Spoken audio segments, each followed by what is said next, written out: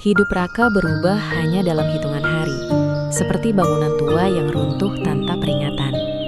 Di usia 27 tahun, ia merasa seharusnya sudah punya arah yang jelas, pekerjaan tetap, dan rencana masa depan yang pasti. Namun kenyataan justru berkata sebaliknya. Perusahaan tempatnya bekerja sebagai staf desain grafis tiba-tiba dinyatakan bangkrut. Manajemen yang selama ini terlihat baik-baik saja, ternyata menyimpan masalah keuangan yang sudah lama memburuk. Gaji terakhir yang ia terima bahkan belum dibayarkan sepenuhnya. Dalam satu rapat singkat yang dingin dan tanpa banyak penjelasan, seluruh karyawan diberhentikan. Raka pulang membawa map coklat berisi surat pemutusan kerja dan pikiran yang kosong. Ia berjalan keluar gedung dengan langkah pelan, melihat rekan-rekannya saling berpelukan atau menangis, sementara ia sendiri hanya diam. Bukan karena tidak sedih, tapi karena rasa sedihnya terlalu dalam sampai sulit keluar dalam bentuk air mata.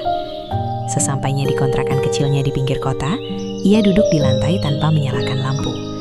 Suara kendaraan dari jalan raya terdengar samar, bercampur dengan suara kipas angin tua yang berputar pelan. Ia menatap langit-langit yang catnya mulai mengelupas dan bertanya dalam hati, kenapa harus sekarang? Tabungannya tidak banyak. Ia memang bukan tipe orang boros, tapi gajinya selama ini hanya cukup untuk membayar sewa, makan, dan sedikit membantu orang tuanya di kampung. Ia selalu berpikir masih ada waktu untuk menabung lebih banyak. Ia merasa masih muda, ia merasa masih punya banyak kesempatan. Namun hari itu, semua keyakinan itu terasa rapuh. Masalah tidak berhenti di situ. Seminggu setelah kehilangan pekerjaan, kekasihnya, Nisa, datang dengan wajah yang berbeda dari biasanya. Tidak ada senyum hangat seperti dulu. Mereka duduk berhadapan di warung kopi kecil dekat kontrakan. Nisa berbicara pelan tapi tegas, mengatakan bahwa ia butuh kepastian, butuh masa depan yang jelas. Raka mencoba menjelaskan bahwa ia sedang berusaha mencari pekerjaan baru, bahwa semua ini hanya sementara. Namun Nisa terlihat sudah membuat keputusan. Aku capek nunggu yang gak pasti, Rak, ucapnya lirih. Kalimat itu terasa seperti pisau yang menusuk pelan tapi dalam. Raka ingin marah, ingin menyalahkan keadaan, tapi ia tahu ia tidak bisa memaksa seseorang untuk bertahan. Hubungan mereka yang sudah berjalan 3 tahun berakhir begitu saja di meja kayu kecil dengan 2 cangkir kopi yang tidak lagi disentuh. Saat Nisa pergi, Raka masih duduk diam, menatap kursi kosong di depannya. Ia merasa bukan hanya kehilangan pekerjaan, tapi juga kehilangan seseorang yang selama ini menjadi tempatnya berbagi cerita. Malam-malam berikutnya terasa lebih sunyi. Ia sulit tidur.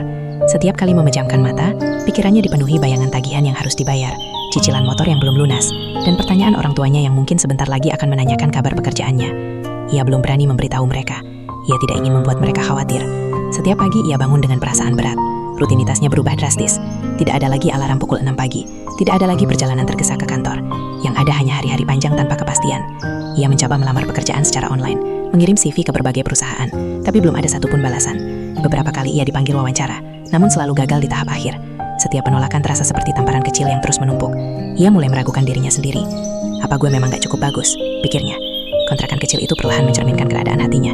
Piring kotor menumpuk di sudut dapur, pakaian tidak terlipat rapi, atap yang bocor saat hujan dibiarkan begitu saja karena ia tidak punya biaya untuk memperbaikinya. Saat hujan turun deras di suatu sore, air menetes dari sudut langit-langit, jatuh ke lantai dan membentuk kenangan kecil. Raka hanya menatapnya tanpa bergerak. Ia merasa terlalu lelah untuk peduli. Hujan hari itu terasa berbeda, lebih dingin dan lebih lama. Angin berhembus kencang membuat jendela berderit pelan. Raka duduk di lantai dengan punggung bersandar pada dinding, memeluk lututnya sendiri. Ia bukan tipe orang yang mudah mengeluh, tapi kali ini ia benar-benar merasa sendirian. Teman-teman lamanya sibuk dengan kehidupan masing-masing. Media sosial hanya memperlihatkan pencapaian orang lain, foto liburan, promosi jabatan, pertunangan. Ia mulai jarang membuka aplikasi itu karena setiap kali melihatnya, dadanya terasa semakin sesak. Ia merasa tertinggal jauh. Di tengah suara hujan yang terus turun, ponselnya tiba-tiba bergetar. Layar menyala menampilkan nomor yang tidak dikenal. Raka menatapnya beberapa detik, ragu untuk mengangkat. Biasanya nomor asing berarti tawaran pinjaman online atau promosi tidak penting. Namun entah kenapa, kali ini ia menekan tombol jawab. Halo, suaranya terdengar lemah. Beberapa detik hening, lalu terdengar suara laki-laki yang terasa familiar, meski sudah lama tak didengar. Rak, ini Dimas. Nama itu membuat Raka terdiam, jantungnya berdetak sedikit lebih cepat. Dimas adalah sahabatnya sejak SMA. Mereka dulu hampir selalu bersama, duduk sebangku, mengerjakan tugas kelompok, bahkan pernah dihukum bersama karena terlambat masuk kelas. Setelah lulus, mereka memilih jalan berbeda. Raka tetap di kota, sementara Dimas merantau keluar daerah untuk kuliah dan kemudian bekerja. Awalnya mereka masih sering berkomunikasi, tapi seiring waktu, obrolan menjadi jarang. Pagi itu Raka bangun lebih awal dari biasanya. Padahal selama beberapa minggu terakhir, ia sering terbangun siang karena tidak ada pekerjaan yang menunggunya. Namun hari ini berbeda. Ada perasaan campur aduk antara gugup dan tidak sabar. Dimas akan datang. Sahabat yang sudah bertahun-tahun tidak ia temui secara langsung berlangsung, sahabat yang tiba-tiba muncul di saat hidupnya sedang berantakan. Raka duduk di tepi kasur tipisnya, menatap ruangan kontrakan yang masih jauh dari kata rapi. Meski tadi malam ia sudah membereskan sebagian, tetap saja terlihat jelas bahwa tempat itu sudah lama tidak terurus dengan baik. Cat dinding kusam, sudut ruangan berdebu, dan bau lembab samar masih terasa. Ia menghela napas panjang lalu bangkit. Tanpa banyak berpikir, ia mulai membersihkan lagi. Ia menyapu lantai lebih teliti, mengepel dengan sisa cairan pembersih yang hampir habis, dan melipat pakaian yang sebelumnya menumpuk di kursi. Setiap gerakan terasa seperti upaya kecil untuk mengembalikan harga dirinya yang sempat hilang. Ia tidak ingin Dimas melihatnya sebagai sosok yang menyerah pada keadaan. Meski kenyataannya, beberapa minggu terakhir memang seperti itu. Setelah selesai, Raka mandi dan memakai kemeja sederhana yang jarang ia pakai. Ia berdiri di depan cermin kecil yang tergantung di dinding. Wajahnya terlihat lebih kurus, lingkaran hitam di bawah mata cukup jelas. Ia menatap dirinya sendiri beberapa detik, mencoba tersenyum. Namun senyum itu terasa kaku. "Santai aja, ini cuma Dimas," gumamnya pelan. Namun justru karena itu Dimas, ia merasa lebih gugup. Dimas mengenalnya sejak masa remaja, tahu bagaimana sifat aslinya, tahu bagaimana semangat dan ambisinya dulu. Bagaimana jika Dimas melihat perubahan dalam dirinya sekarang dan merasa kecewa? Sekitar pukul 10 pagi, suara motor berhenti di depan kontrakan. Jantung Raka berdetak lebih cepat. Ia melangkah ke pintu dan membukanya perlahan. Di depan berdiri seorang pria dengan kemeja rapi, celana jeans bersih, dan senyum lebar yang sangat ia kenal. Rambutnya lebih pendek dari dulu, wajahnya tampak lebih dewasa, tapi sorot matanya masih sama. "Ra!" seru Dimas sambil merentangkan tangan. Raka terdiam sepersekian detik sebelum akhirnya membalas pelukan itu. Pelukan sederhana yang terasa hangat dan tulus. Untuk sesaat, semua beban di bahunya seperti berkurang. "Gila, kurusan lo," komentar Dimas sambil melepas pelukan dan memperhatikan wajah Raka. "Diet gagal," jawab Raka mencoba bercanda. Dimas tertawa kecil. Tawa yang dulu sering memenuhi ruang kelas mereka kini kembali terdengar di depan kontrakan sederhana itu. Dimas membawa 2 kantong plastik berisi makanan dan minuman. "Gue inget lo dulu nggak bisa mikir kalau belum makan," katanya sambil masuk tanpa banyak formalitas. Raka mempersilahkan masuk, sedikit malu melihat kondisi dalam rumahnya meski sudah dibersihkan. Dimas mengedarkan pandangan, tapi tidak menunjukkan ekspresi aneh atau menghakimi. Ia hanya duduk santai di lantai seperti dulu saat mereka belajar kelompok. "Masih betah di sini?" tanyanya ringan. Raka mengangkat bahu. Ya mau gimana lagi? Mereka mulai makan bersama. Awalnya obrolan terasa canggung.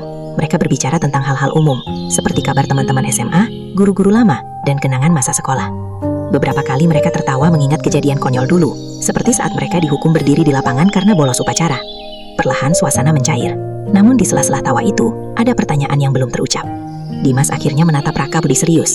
"Sekarang cerita yang sebenarnya," katanya pelan. Raka terdiam. Ia tahu pertanyaan itu akan datang. Ia bisa saja mengelak, mengatakan bahwa semuanya baik-baik saja. Tapi entah kenapa, di depan Dimas ia merasa tidak perlu berpura-pura. Ia mulai bercerita tentang perusahaan yang bangkrut, tentang surat pemutusan kerja yang ia terima tanpa peringatan, tentang lamaran pekerjaan yang tidak kunjung mendapat balasan. Ia juga menceritakan tentang Nisa yang memilih pergi karena merasa lelah dengan ketidakpastian. Suaranya beberapa kali bergetar, tapi ia tidak berhenti. Dimas mendengarkan tanpa memotong. Tidak ada nasihat cepat atau komentar sok tahu. Hanya tatapan serius dan sesekali anggukan kecil.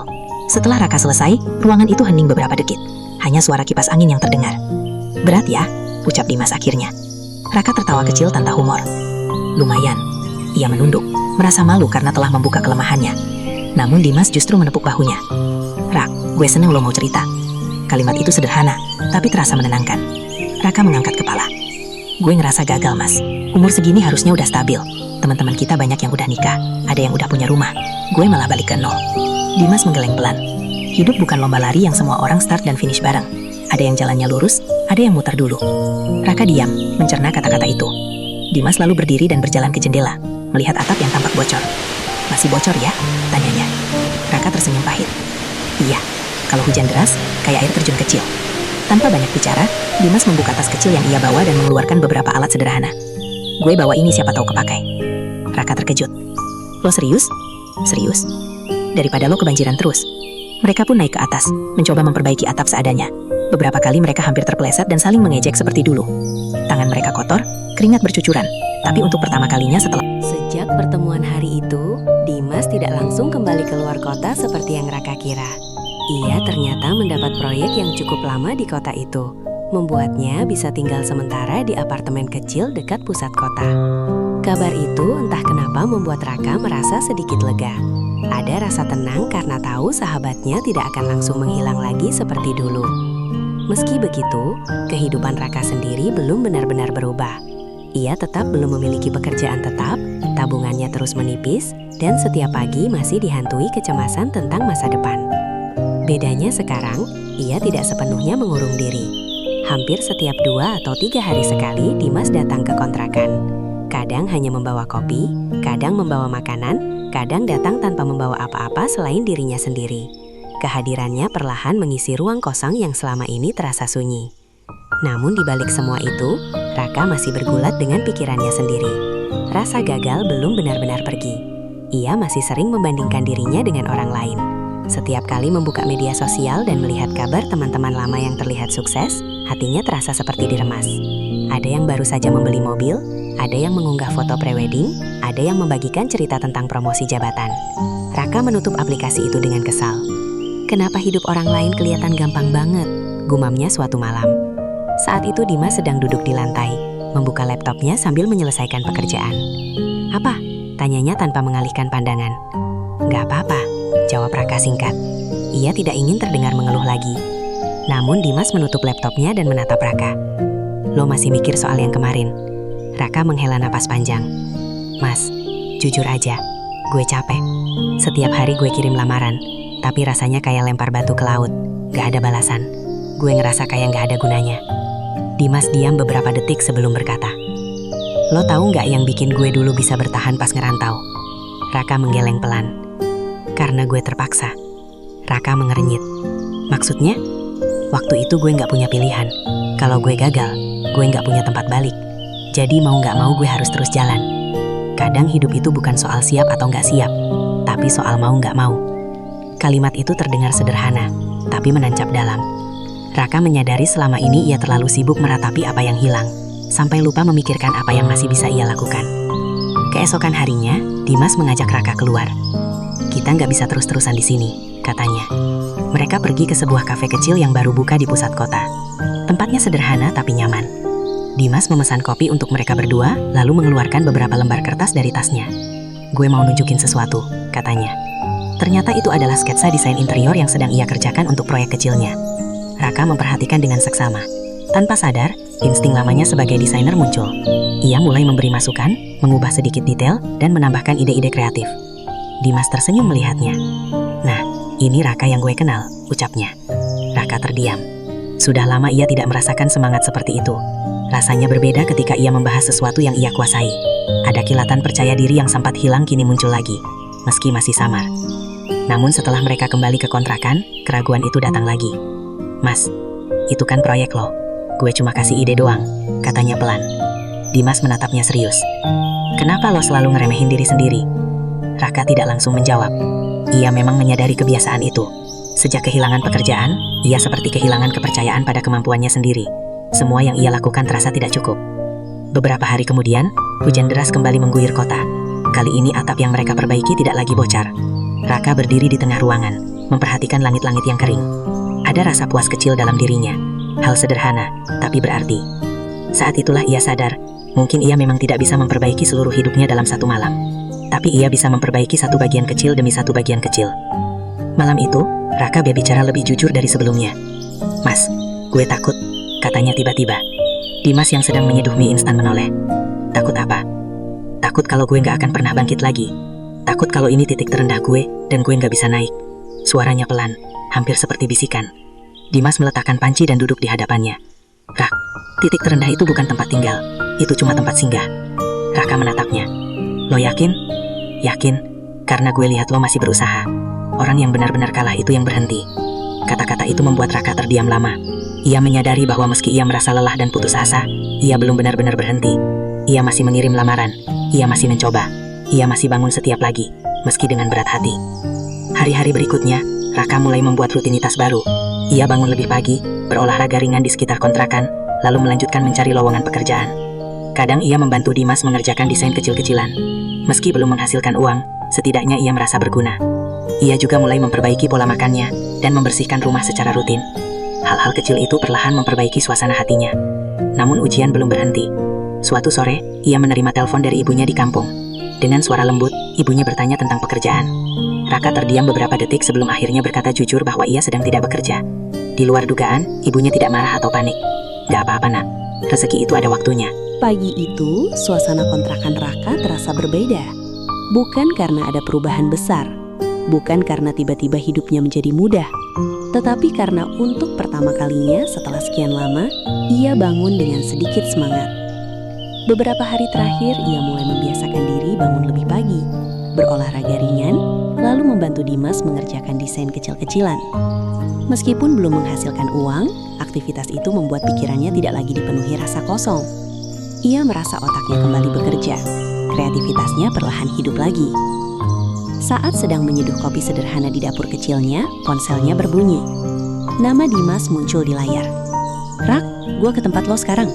Ada yang mau gue omongin serius." Suara Dimas terdengar lebih formal dari biasanya. Raka langsung merasa campur aduk. Kata serius membuatnya sedikit tegang. "Kenapa? Ada apa?"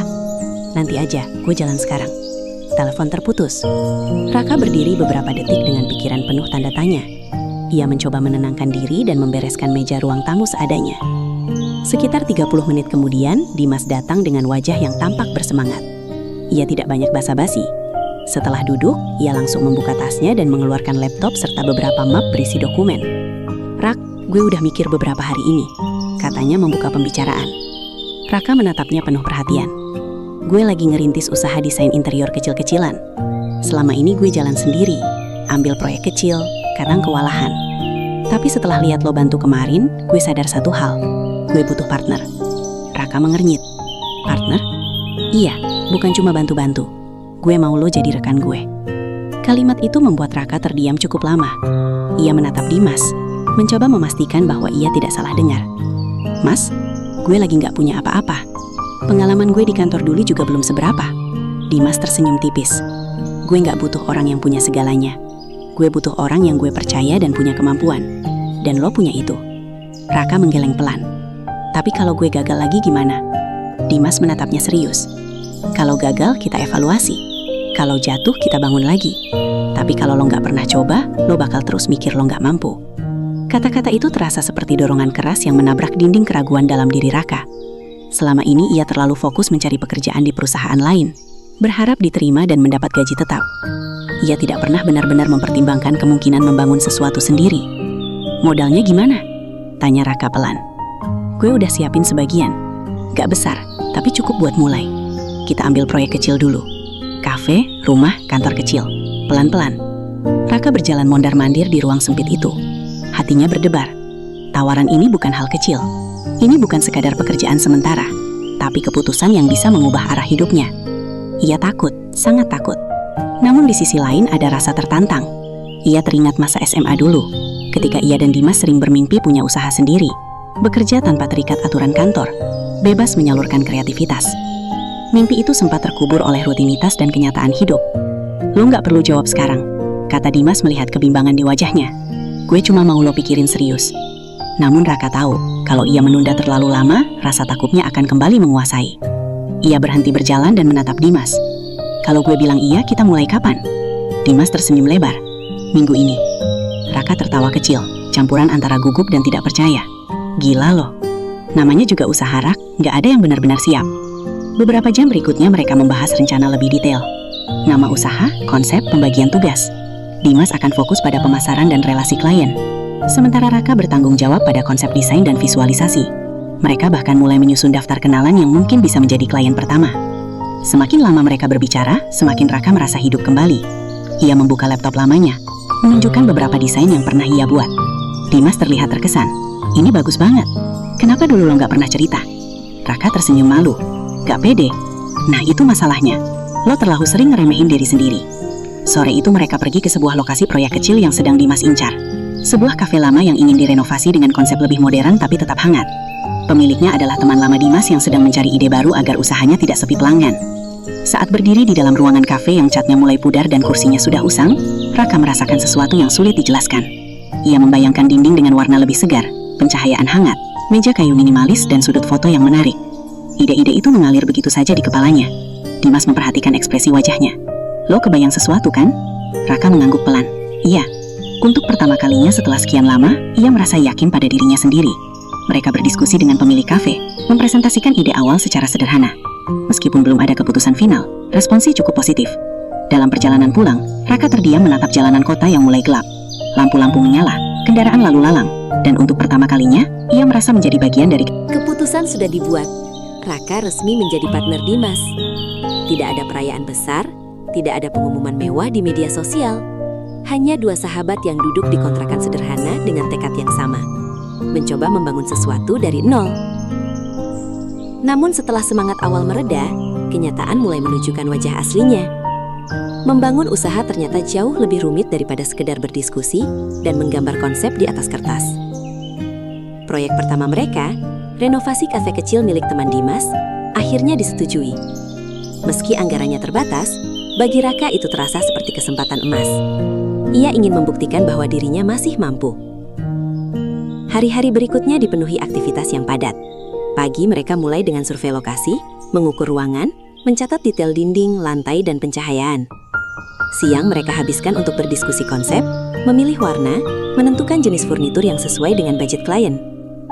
Malamnya, Raka duduk di depan laptop lamanya yang kadang tiba-tiba hang, menyempurnakan desain visual. Mata lelah, punggung pegal, tapi ia terus bekerja. Di awal, semuanya terasa menyenangkan. Raka seperti menemukan kembali bagian dirinya yang hilang. Ia tenggelam dalam proses kreatif, memilih kombinasi warna hangat dan sentuhan kayu agar kafe terasa nyaman. Ia membayangkan pelanggan duduk santai sambil berbincang, mengambil foto di sudut yang ia desain sendiri. Namun masalah mulai muncul ketika masuk tahap realisasi. Supplier bahan bangunan yang mereka pilih ternyata terlambat mengirim material. Tukang yang dijanjikan datang tepat waktu justru sering mengulur jam kerja. Beberapa desain harus diubah karena kondisi bangunan yang tidak sesuai dengan rencana awal. Raka mulai merasa kewalahan. Kenapa nggak ada yang sesuai rencana sih? Keluhnya suatu sore ketika mereka berdiri di tengah kafe yang masih berantakan. Dimas yang sedang berbicara dengan tukang menoleh. Namanya juga lapangan rak, jarang ada yang mulus. Raka menghela napas panjang. Ia merasa seperti kembali ke titik awal kegelisahan. Ia takut proyek ini gagal dan menjadi bukti bahwa dirinya memang belum siap. Tekanan semakin terasa ketika klien mulai banyak memberikan revisi. Bisa nggak warnanya jangan terlalu gelap? Mejanya kayaknya kebesaran deh. Lampunya kurang terang. Komentar demi komentar itu membuat Raka frustrasi. Ia merasa idenya tidak dihargai. Suatu malam, saat mereka kembali ke kontrakan Raka untuk membahas revisi, ia akhirnya meledak. Kalau semua harus diubah, buat apa gue capek-capek mikir konsep dari awal? Dimas menatapnya tenang. Rak, ini bukan soal siapa yang paling benar. Ini soal bikin klien puas. Tapi gue ngerasa kayak nggak dipercaya. Dipercaya itu bukan berarti semua ide lo diterima mentah-mentah. Justru diuji. Raka terdiam. Ia tahu Dimas tidak menyalahkannya, tapi emosinya sudah terlanjur memuncak. Ia merasa lelah, bukan hanya fisik, tapi mental. Beberapa hari kemudian, dana proyek hampir melebihi anggaran karena ada tambahan biaya tak terduga. Dimas harus memutar otak agar tidak merugi. Raka merasa bersalah.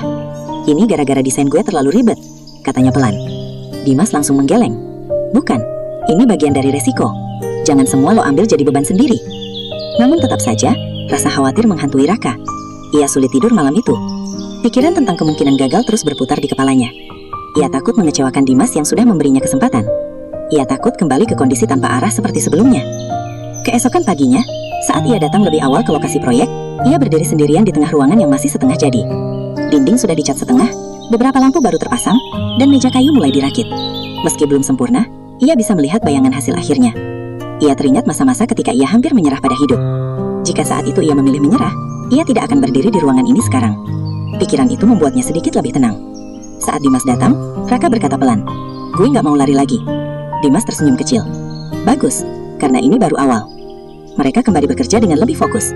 Raka belajar menahan ego, menerima revisi dengan pikiran terbuka, dan berdiskusi tanpa merasa diserang. Ia mulai memahami bahwa desain bukan hanya soal idealisme, tapi juga soal kompromi dan kebutuhan pasar. Setiap kesalahan menjadi pelajaran, setiap hambatan menjadi pengalaman. Proses renovasi memakan waktu lebih lama dari rencana, tapi perlahan kafe itu berubah. Dinding yang dulu kusam kini berwarna hangat. Lampu gantung sederhana memberikan suasana nyaman.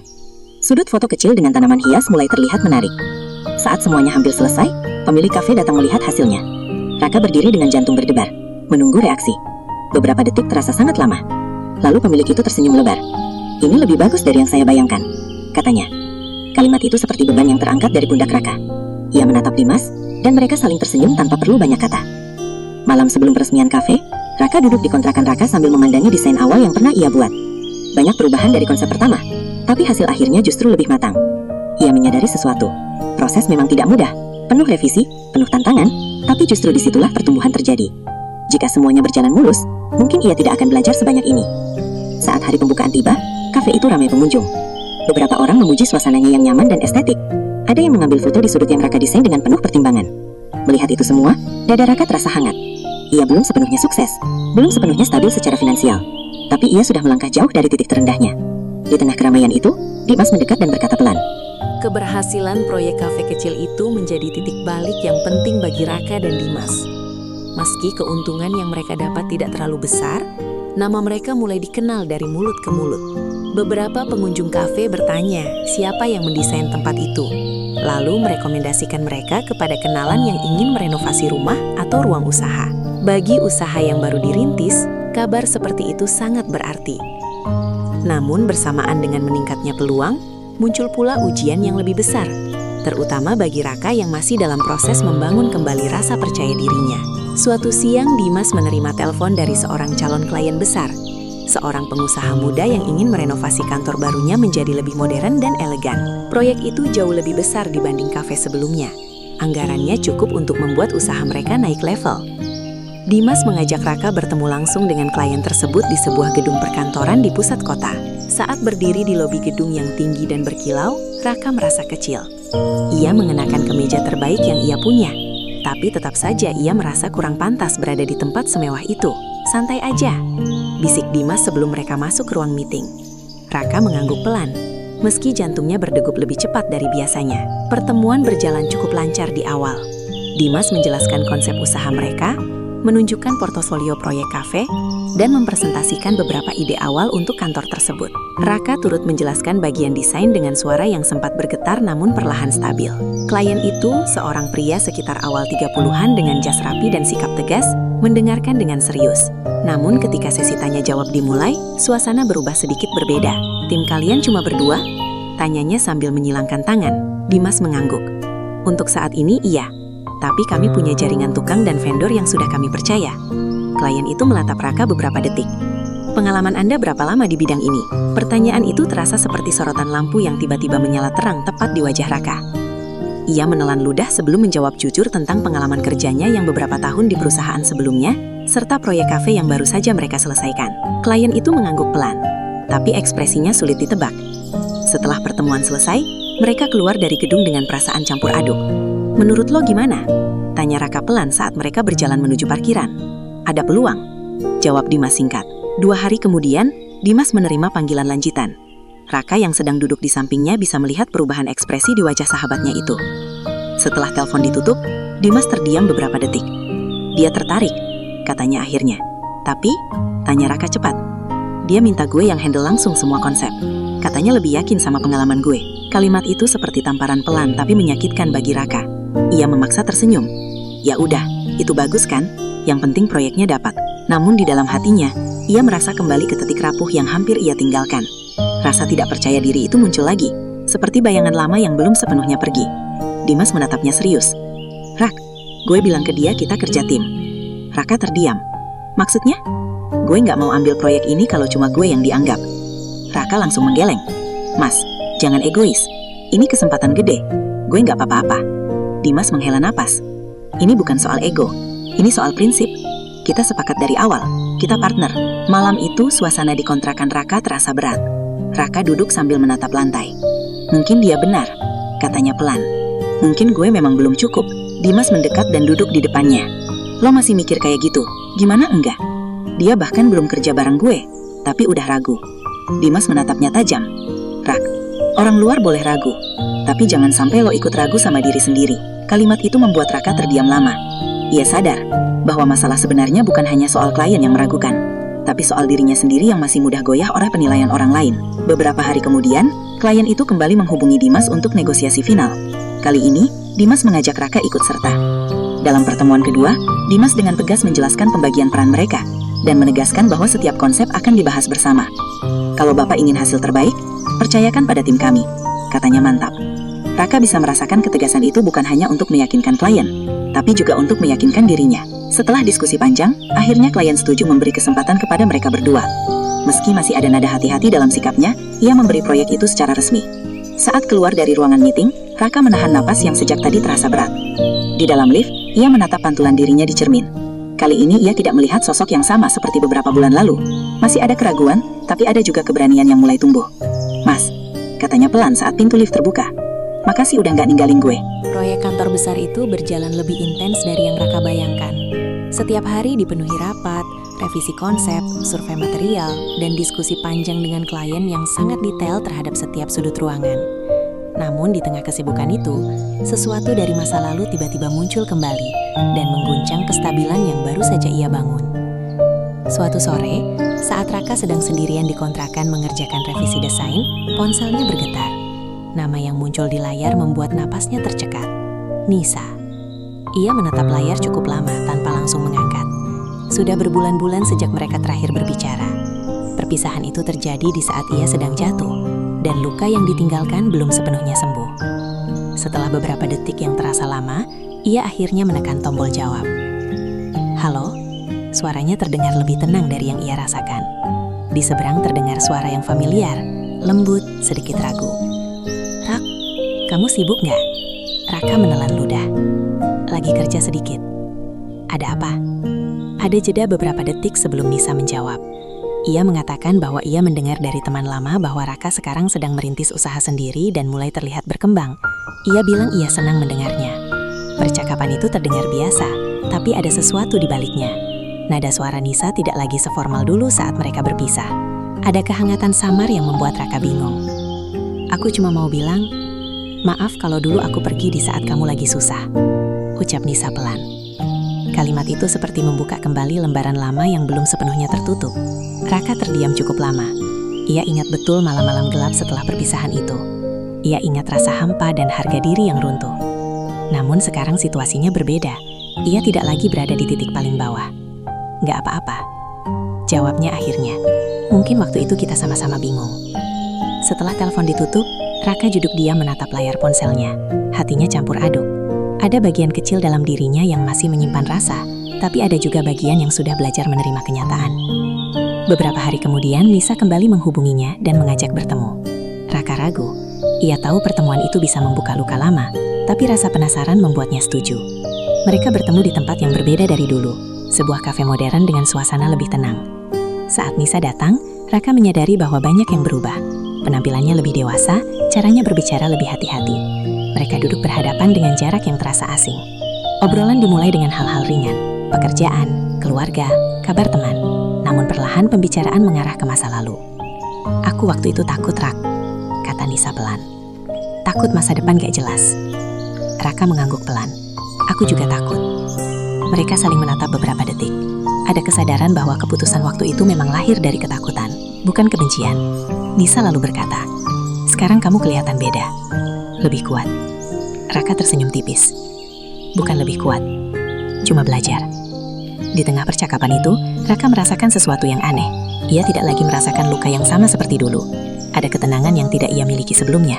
Ia menyadari bahwa dirinya telah berubah, bukan karena ingin membuktikan sesuatu pada Nisa, tapi karena ia memang dipaksa oleh keadaan untuk tumbuh. Setelah pertemuan itu, Nisa mulai lebih sering menghubunginya. Kadang hanya bertanya kabar, kadang mengirim pesan singkat memberi semangat. Raka tidak menolak, tapi juga tidak terlalu berharap. Namun Dimas yang melihat perubahan sikap Raka mulai curiga. "Lu ketemu dia lagi?" tanyanya suatu malam saat mereka menyelesaikan revisi proyek. Raka mengangguk pelan. "Cuma ngobrol." Dimas menatapnya tajam. "Lo masih punya perasaan?" Pertanyaan itu membuat Raka terdiam. Ia tidak bisa menjawab dengan cepat. Perasaan tidak hilang begitu saja, tapi juga tidak sama seperti dulu. "Gue nggak tahu," katanya jujur. Malam itu hujan turun lebih deras dari biasanya. Angin berhembus kencang membuat ranting pohon di depan rumah Raka bergoyang tak menentu. Di dalam rumah yang sederhana itu, Raka duduk sendirian di ruang tamu yang lampunya redup.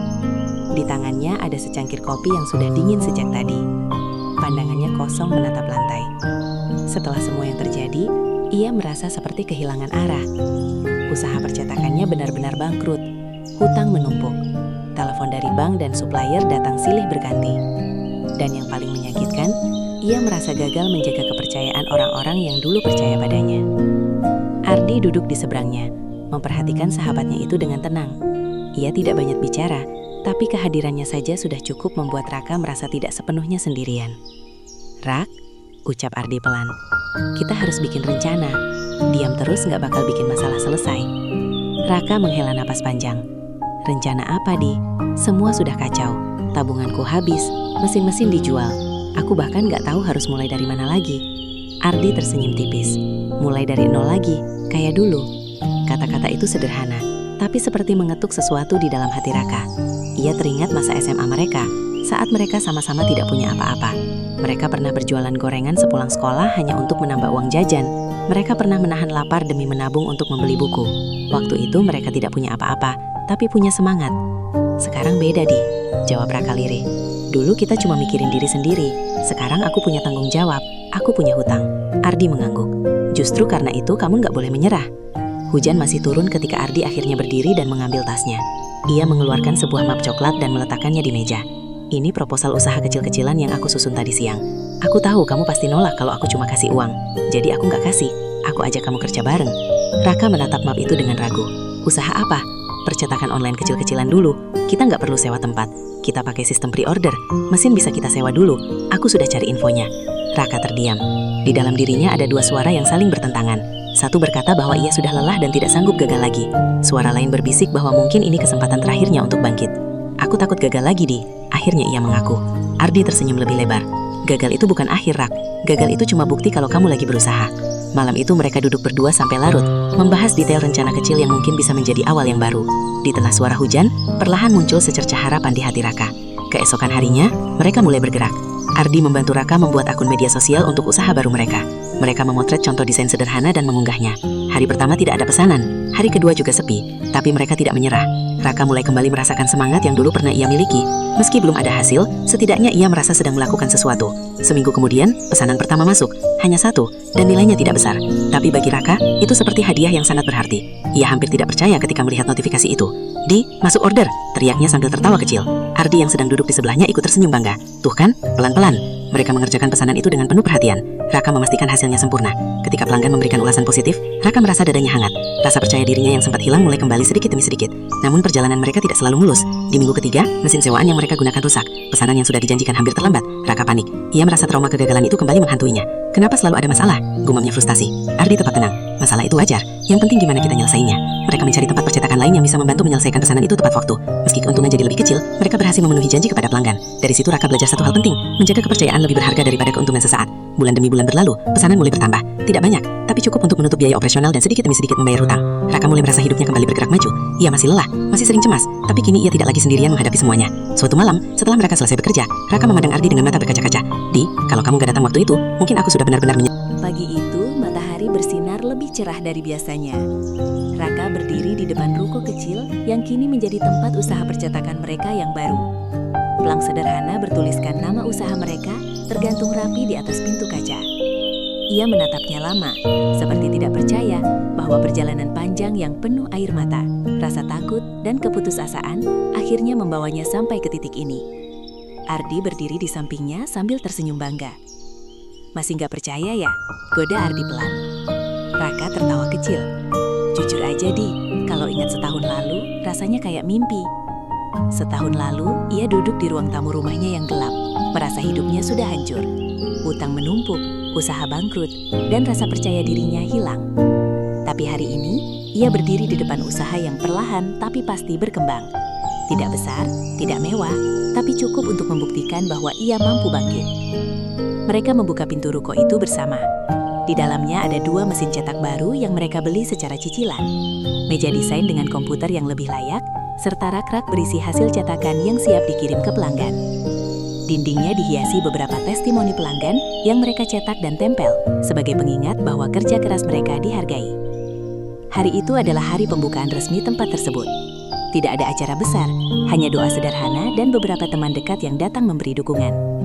Raka melihat wajah-wajah yang hadir dan merasa hatinya penuh. Ia belajar bahwa keberhasilan bukan hanya soal uang, tapi tentang siapa saja yang tetap bertahan di samping kita saat keadaan buruk.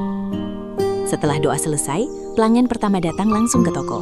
seorang ibu muda yang ingin mencetak undangan ulang tahun anaknya. Raka melayani dengan ramah, menjelaskan pilihan desain dengan sabar. Saat transaksi selesai, ia tersenyum lega. Dulu ia melayani pelanggan dengan pikiran penuh tekanan karena takut rugi. Sekarang ia melayani dengan hati yang lebih tenang dan penuh rasa syukur. Siang harinya, ketika toko mulai sepi, Raka duduk sebentar di kursinya. Ia memandangi ruangan kecil itu dan teringat semua perjuangan yang sudah dilewati. Ada malam-malam tanpa tidur, ada hari-hari tanpa pesanan, ada rasa takut yang datang tiba-tiba, ada momen ketika ia hampir menyerah. Tapi setiap kali ia jatuh, Ardi selalu ada untuk menariknya berdiri lagi. "Rak," panggil Ardi dari meja seberang. "Aku ada kabar baik." Raka menoleh. "Apalagi?" Ardi menunjukkan layar ponselnya. Sebuah perusahaan kecil memesan dalam jumlah cukup besar untuk kebutuhan promosi mereka. Nilainya jauh lebih besar dari pesanan biasa yang mereka terima. Mata Raka membesar. "Serius ini?" Ardi mengangguk. "Serius, mereka lihat portofolio kita dari media sosial." Raka terdiam beberapa detik, lalu tersenyum lebar. Ia tidak melonjak kegirangan seperti dulu. Kali ini ia merasakan kebahagiaan yang lebih dalam dan tenang. Ia tahu bahwa ini bukan keberuntungan semata, tapi hasil dari konsistensi dan ketekunan mereka. Namun di balik kebahagiaan itu, Raka menyadari satu hal penting. Perjalanan ini bukan hanya tentang membangun usaha kembali, ini tentang membangun dirinya sendiri. Ia belajar menerima kegagalan tanpa membenci diri sendiri. Ia belajar meminta bantuan tanpa merasa lemah. Ia belajar bahwa menjadi kuat bukan berarti tidak pernah jatuh, tapi berani bangkit setiap kali jatuh. Sore menjelang ketika mereka menutup toko untuk hari itu. Raka dan Ardi duduk di depan ruko sambil menikmati teh hangat. Angin sore berhembus lembut. "Di," ucap Raka pelan, "aku mau bilang sesuatu." Ardi menoleh. "Apa?" "Terima kasih. Bukan cuma karena bantuin usaha ini, tapi karena kamu gak pernah ninggalin aku waktu aku lagi di titik paling rendah." Ardi tersenyum tipis. "Aku cuma lakuin apa yang seharusnya sahabat lakuin." Raka mengangguk. "Tapi gak semua orang bisa, Di. Banyak yang datang waktu kita sukses, tapi sedikit yang bertahan waktu kita gagal." Kata-kata itu menggantung di udara sore yang tenang. Mereka sama-sama paham bahwa hubungan mereka bukan sekadar pertemanan biasa. Mereka sudah melewati fase-fase sulit yang menguji kesetiaan dan kepercayaan. Malam itu, setelah sampai di rumah, Raka duduk sendirian di kamar. Ia membuka buku catatan lamanya. Di halaman pertama tertulis target-target yang dulu terasa mustahil. Beberapa sudah tercapai, beberapa masih dalam proses. Ia tersenyum sambil menuliskan satu kalimat baru di halaman terakhir. Jangan pernah takut memulai lagi. Ia sadar, hidup tidak akan selalu mulus. Mungkin suatu hari nanti ia akan menghadapi masalah baru. Mungkin akan ada tantangan yang lebih berat. Tapi sekarang ia tidak lagi takut. Ia tahu ia punya pengalaman, ia punya keberanian, dan yang paling penting, ia punya sahabat sejati. Beberapa bulan kemudian, usaha